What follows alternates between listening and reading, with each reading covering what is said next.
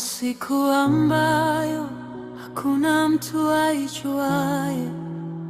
Mbingu zitafunuka na mfalme wa wafalme atarudi.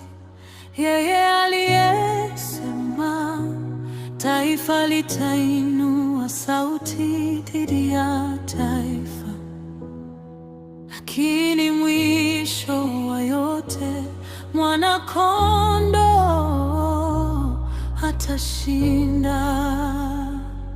Hey, Yesu, mioyo yetu inakungojea, tuweke tayari Bwana, kwa maana mfalme anakuja.